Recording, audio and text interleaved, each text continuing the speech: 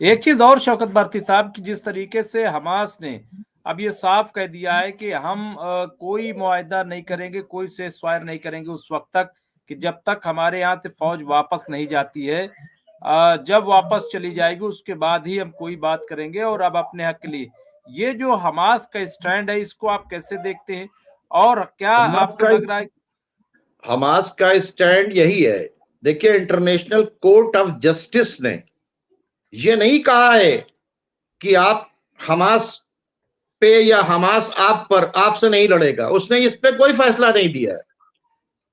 उसने जो फैसला दिया है कि सिविलियंस के ऊपर जो कुछ आप कर रहे हैं वो गलत। वो आप नहीं करेंगे।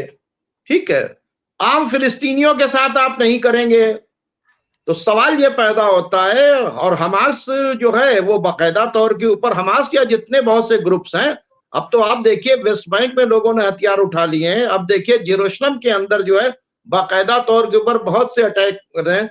अब ये भी ये तैयारी कर रहे हैं कि जेरूशलम को हम बाकायदा तौर से रमजान के अंदर जो है मस्जिद अक्सा में नहीं जाने देंगे। ये भी ये भी एक प्लान इनका बन रहा है बाकायदा तौर के ऊपर, और इस पर काम कर रहा है इजराइल। तो ये सब सारी चीजें हैं।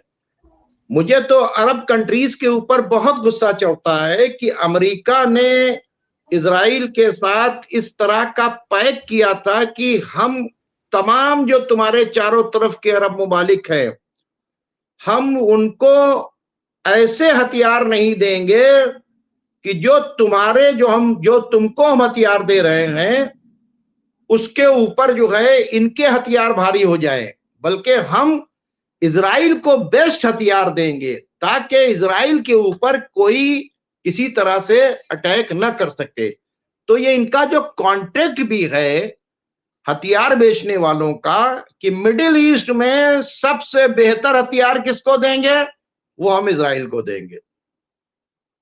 हम इजराइल को देंगे। और इनको क्या देंगे, जो यस्मैन बने हुए हैं शेख साहब, इनको ऐसे नहीं देंगे कि इजराइल के ऊपर जो है ये इनके हथियार भारी पड़ जाए। ठीक है, तो ये अमेरिका के, ये सारे ब्रिटेन का, ये तमाम इन लोगों का, यूरोप का पूरा खेल है। और अब जो है चूंकि पूरी तरीके से जैसे प्रोटेस्ट हो रहा है इजराइल में बेंजामिन नेतन्याहू के खिलाफ, अब यूरोपियन कंट्रीज के खिलाफ जो है बड़ा जबरदस्त जो है प्रोटेस्ट हो रहा है। और वहां के ऊपर देखिए टेक्सास और मैक्सिको के बीच के अंदर भी जो एक बवाल चल रहा है। वो वहां के ऊपर अपना तार डालना जा रहे हैं कि हम इधर से नहीं आने देंगे। यूनाइटेड स्टेट्स के अंदर अंदर अंदर जो है, क्योंकि जो बाइडेन की पॉलिसी रही, जो अमेरिका की पॉलिसी है फॉरेन पॉलिसी, उससे अब अमेरिकन साजिश हो गए हैं। हर जगह इनका टांग चौधरी बन के पहुंचना है। यहां अड्डे, यहां लड़ाई, यहां झगड़ा, इनको डिस्टर्ब, इनको डिस्टर्ब, इनको लड़ाना। तो ये जो पूरा काम है, इससे जो है अमेरिकन पॉलिसी से, और आंख बंद करके इजराइल के हर जुल्म को सपोर्ट करना, यानी सड़क से लेके यूनाइटेड नेशन तक सपोर्ट करना, उसके लिए पूरा वार प्रोपेगेंडा करना, उसके पीछे मीडिया को मतलब खरीदना, लोगों को खरीदना, पूरा उसके अंदर पूरी ताकत लगाना। तो ये जो सारा काम है, इससे ये एक बहुत बड़ा इस फैसले से फर्क पड़ेगा कि अब मतलब अब ये इतना नंगा हो गया इजराइल की, इसके साथ में जो खड़ा होगा वो नंगा हो जाएगा। ये एक बहुत बड़ा मतलब आप ये देखें कि ये जो फैसला आया है इसने जो है बिल्कुल हिला के रख दिया है। अब देखिए कौन खड़ा होता है, कौन कौन कहेगा कि हम जो है इजराइल को सपोर्ट करेंगे। इजराइल को सपोर्ट के मतलब क्रिमिनल को सपोर्ट करना, इजराइल को सपोर्ट करने के मतलब जेनोसाइड करने वालों को सपोर्ट करना। तो अब देखिएगा यही अमेरिका वगैरह ये अभी बेंजामिन नेतन्याहू को हटाएंगे और यही टू नेशन थ्योरी की बातचीत करेंगे। ये हमास की सारी शर्तें मानेंगे, ये फौजें भी ले जाएंगे। ठीक है, ये सारा काम जो है जिन्होंने उनको बना के बैठाया है, ये मास्टरमाइंड तो वही लोग है ना। बेंजामिन नेतन्याहू की क्या हैसियत है बाइडेन के आगे, ब्रिटेन के आगे, यूरोप के आगे बेंजामिन नेतन्याहू की क्या हैसियत है। अब यूरोप और ये सब के सब मिलके पूरा फैसला करने जा रहे हैं, क्योंकि अब ऐसे हालात में फंसा दिया, या तो फुल फ्लैश ये लोग आए और मिडिल ईस्ट के अंदर जंग लड़े और अपना पूरा जो है क्या नाम है ये सारा जो टिडिम्बा फैला रखा है मिडिल ईस्ट के अंदर, ये सब वापस ले जाएं। क्योंकि मिडिल ईस्ट का इस वक्त जो मिजाज है ना सिर्फ अगेंस्ट इजराइल है, बल्कि अमेरिका और ब्रिटेन के भी अगेंस्ट हैं। अब इनको, और आपने देखा कि इराक और सीरिया के अंदर जिस तरह से अटैक्स बढ़े हैं, तो वो आप देख रहे हैं उनके बेसिस के ऊपर, और वो वहां से शिफ्ट करने की बातचीत कर रहे हैं। तो ये ऐसी सिचुएशन आ गई है। भी आपकी आवाज नहीं आ रही। क्या लग रहा है शौकत भारती साहब, क्या मिडिल ईस्ट में अवामी इंकलाब भी आ सकता है, या इस तरीके से कोई चीज जो है अवाम क्या सड़कों पे उतर सकते हैं? क्या लग रहा है अगर ये चीज? देखिए क्या नाम है मुमताज साहब, ये सीज फायर हुआ और मीडिया वहां गई, और वहां के जो जुल्म जिनको हम लोगों ने 10% में नहीं सुना, और ये जब वो लोग, जब उनके इंटरनेट और ये वो सारी चीजें खुल जाएंगे, जब वो अपने एक एक जुल्म बयान करेंगे, तो आप सोच नहीं सकते। जाहिर सी बातचीत है, फिलिस्तीनी भी अरबिक ही बोलते हैं और अरब कंट्रीज भी हैं, ठीक है। सिवाय आप ईरान को निकाल दीजिए जहां पे पर्शियन है, या टर्की को निकाल दीजिए, तो बाकी अरबिक बोलने वाले हैं। तो वहां के ऊपर जो है वो जो जुल्म जाएगा वो कोई हल्का नहीं होगा। उसके इफेक्ट्स आप देखिएगा क्या होंगे। ये बड़े इनकलाब की बातचीत है, ये वाकई तूफानुल अक्सा है, ठीक है। जो उन्होंने इसका नाम रखा था तूफानुल अक्सा, वाकई वाकई तूफानुल अक्सा है। और ये तूफानुल अक्सा पहले सोचते थे कि नाम रख लिया, लेकिन ना, ये तूफानुल अक्सा है। पूरी दुनिया की स्ट्रेटेजी बदल दी, वर्ल्ड ऑर्डर चेंज होने जा रहा है।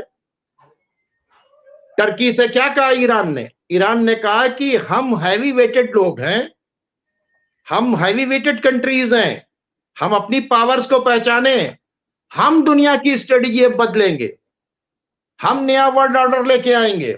हमारे साथ चाइना, हमारे साथ रशिया है। ये सदर रईसी ने उनको जाके 2 घंटे समझाया है, क्योंकि जितना भी टेररिज्म फैला है सीरिया के अंदर, आईसिस ने जितनी लूट की है, ये ड्यू टू टर्की। 82 कंट्री के जो टेररिस्ट हैं वो यहीं से आए थे, जॉर्डन से आए थे और टर्की से ही आए थे। यही टर्की है जिसने पूरा सीरिया बर्बाद कर दिया है। ये फिलिस्तीनियों की सप्लाई लाइन थी जिसको तोड़ा गया जाहिल किस्म के मुल्लाओं ने, इन लोगों ने मिलके।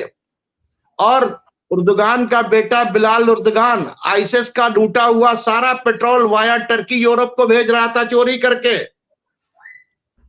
ये हेडक्वार्टर है। और अभी आप देखिएगा, सीरिया से हटेंगे ना, तो सीरिया के अंदर अमेरिका हटेगा तो, लेकिन सीरिया और क्या नाम है, सीरिया और इराक को बहुत सावधान रहने की जरूरत है। वहां ये आईसिस की जो बेल्ट छोड़ के जा रहे हैं वो वहां के ऊपर मौजूद है, बाकायदा उसकी कनेक्टिविटी है। सीरिया को बर्बाद करने में जितने लोग शामिल थे वो सब इस जेनोसाइड के जिम्मेदार हैं। इन्होंने, मतलब आप समझिए, सीरिया को बर्बाद ही इसलिए किया गया कि 2006 के अंदर जब हिजबुल्लाह की और इजराइल की वार हुई थी, तो हिजबुल्लाह को सपोर्ट पूरा बशर असद ने किया था, और वहां पे सल्फी आइडियोलॉजी के लोगों को स्टैंड किया गया, सीरिया में रेवोल्यूशन करवाया गया, और वहां के ऊपर की ये जो है नुसैरी है और ये शिया है, ये सेक्टेरियन कार्ड खेलकर और बशर असद की गवर्नमेंट को गिराना चाहते थे, ताकि बशर असद की गवर्नमेंट को अगर गिरा देंगे तो पूरी सप्लाई लाइन टूट जाएगी और यहां से हम इजराइल का तेल जो है वहां से मेडिटेरियन सी से भेजते रहेंगे। तो ये टर्की का रोल जो है वो कोई अच्छा नहीं था। अब देखिए, और आप देख लीजिए, सिवाय मुंह से बयान देने के इन्होंने कौन सा काम किया? अपना दुश्मन अगर कुर्द होता था तो वहां के ऊपर फौरन जाके बम्बार्डमेंट कर देते थे, लेकिन फिलिस्तीन के अंदर खाना भी नहीं पहुंचा सके। तो इनका रोल जो है, और उनको तेल पहुंचा रहे थे, इन्हीं के दिए हुए तेल से तो 40% हमले हुए हैं। इनका ही दिया हुआ टैंक जो है, तेल जो है वो टैंक के अंदर पड़ता है, इनका ही दिया हुआ जो तेल जो है वो हवाई जहाज के अंदर पड़ता है, वो स्पेशल ऑयल है। तो ये लेकिन शौकत भारती साहब, एक चीज बता, आखिरी सवाल, चूंकि जाहिर है कि बहुत टाइम हो रहा है, ये बिल्कुल अलग टाइम है। एक चीज ये कि जो हम लोग शुरू से एक चीज बात करते आए हैं, वो आज भी मैं समझता हूँ बहुत इंपॉर्टेंट है। 4 महीने की जंग हो गई, लेकिन क्या वजह रही, क्या सूझबूझ रही, क्या सियासत रही कि जो शिया सुन्नी वाला कार्ड होता था वो इस बार चल नहीं सका, वो इस बार चल ये नहीं सका जी। इसका इसका जो क्या नाम है, इसकी जो क्रेडिट अगर दिया जाए तो अवाम को दिया जाए।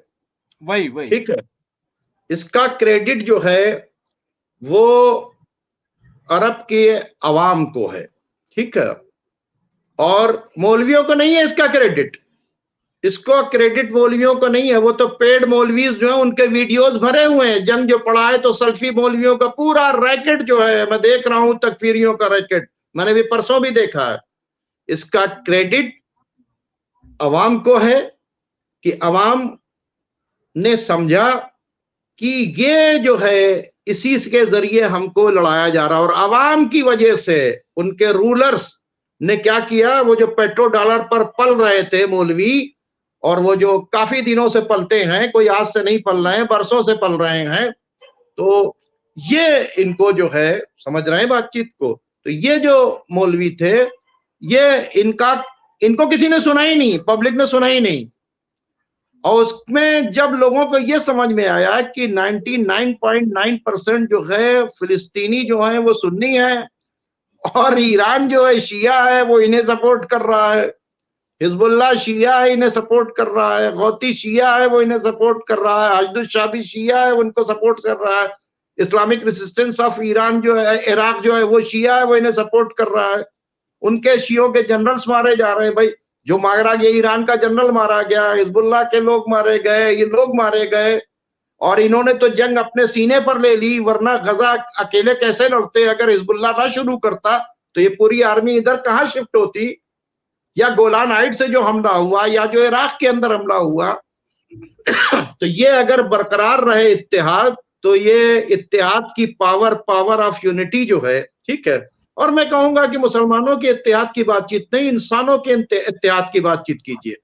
पूरी दुनिया जो है ये इस पूरे टोले के खिलाफ, ये जो अमेरिका, इजराइल और ब्रिटेन और इसके जितने चाटुकार टोले थे, चाहे वो अरबी हो चाहे वो गैर अरबी, इन सब के खिलाफ सब जलील हुए हैं।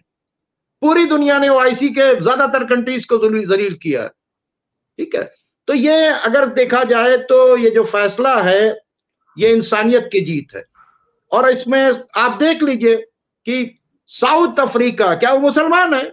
हम तो उसको बार बार सैल्यूट करते हैं, इंसान है। अगर इंसान नहीं है तो किसी भी मजहब का नहीं है। ये जो जजेस हैं उसमें क्या मुसलमान थे? 15-15 जजेस ने फैसला दिया, बिल्कुल। या जो सड़कों के ऊपर ब्रिटेन के निकल रहे हैं, क्या वो सब मुसलमान है? क्या वो अमेरिका की सड़कों के ऊपर निकल रहे हैं, क्या वो मुसलमान है? हमारा अरब के अंदर प्रोटेस्ट नहीं हुआ। आप बताइए यूएई में कितना प्रोटेस्ट हुआ, जॉर्डन में कितना प्रोटेस्ट हुआ, हाँ क्या नाम है, कुवैत में कितना प्रोटेस्ट हुआ, बहरीन में कितना प्रोटेस्ट, सऊदी अरब में कितना प्रोटेस्ट हुआ, मिस्र में कितना प्रोटेस्ट हुआ? नहीं, सऊदी में तो हो ही नहीं सका, यूएई में तो हुआ ही नहीं। जिन लोगों ने प्रोटेस्ट नहीं करने दिया इजराइल के खिलाफ, आप अरबी अखबारात उठाएं इन 4 महीने के, एक भी न्यूज इजराइल के खिलाफ नहीं मिलेगी। इजराइल की जो बर्बरियत हो रही है उसके खिलाफ नहीं होगी। आप वेस्टर्न मीडिया की बातचीत कर रहे हैं, अरब मीडिया बिका हुआ था पूरी तरीके से। जो आपको मिली है न्यूज अल जजीरा से, वो भी उतनी नहीं मिली है। सबसे ज्यादा न्यूज जो दी है अल मायदीन ने दी है, वो भी एक बहुत बहुत बड़ा उसका रोल है अल मायदीन का। अल मनार का बहुत अच्छा रोल है। प्रेस तो था ही, IRB तो था ही, तस्नीम तो था ही, सहर तो था ही, ये तो ईरान का ही है। सना तो था ही, वो सीरिया का है। लेकिन अल मायदीन जो है उसने बहुत बड़ा रोल अदा किया। ये वो जर्नलिस्ट वो थे जो अल जजीरा से सही कहने की वजह से निकाल दिए गए थे। तकरीबन 25 पत्रकारों ने अपनी जान दी है। बिल्कुल, उसमें मारे गए अल जजीरा के भी, लेकिन अल मायदीन के बहुत से लोग मारे गए। समझ रहे हैं नहीं बातचीत को? तो ये जो है, ये मतलब ये अगर देखा जाए तो ये जीत अगर देखा जाए तो कुल मिला के ये इंसानों की जीत है, ये इंसानों की जीत है, ये इंसानियत की जीत है। ये वो जो जानवर जो लोगों को जो है क्या नाम है, खाना न दें, पानी न दें, बॉम्ब गिरा दें, स्कूल छीन लें, यूनिवर्सिटी छीन लें, बिल्डिंग छीन लें, तो लोगों को क्या नाम है, गंदा पानी पीने पे मजबूर कर दें, तो सीवर लाइन खत्म कर दें, रोड खत्म कर दें, पूरा इंफ्रास्ट्रक्चर बर्बाद कर दें। 20 लाख में सिर्फ 2 हॉस्पिटल है गजा के अंदर, सिर्फ 2 हॉस्पिटल काम कर रहे हैं, वो भी टूटे फूटे। तो ये जानवर नहीं थे तो और कौन थे? इनसे बड़ा टेररिस्ट कौन है? ये तो टेररिस्ट के बाप है। और इसमें वो तंजीमें जो इस्लाम के नाम पर, खिलाफत के नाम के ऊपर, जिहाद के नाम पर निकला करती थी, ये तमाम कमीनी तंजीमें बेनकाब हो गई। किसकी एजेंट है? इनको बनाया किसने है? इसकी फंडिंग किसके है? इसके पीछे अमेरिका है, इसके पीछे इसराइल है। जो लोग समझते हैं ये अलकायदा और ये दाइश और फलाने और डिमाके, ये जिहादी, ये सब दहशतगर्द हैं। इनका इस्लाम से कोई लेना देना नहीं। इनको सपोर्ट करने वाले मुजरिम हैं, इनकी तारीफ करने वाले, इनको सही समझने वाले वो जानवरों से बदतर हैं। इनको जिन मौलवियों ने तैयार किया उनसे ज्यादा बदतरीन वो शैतान हैं।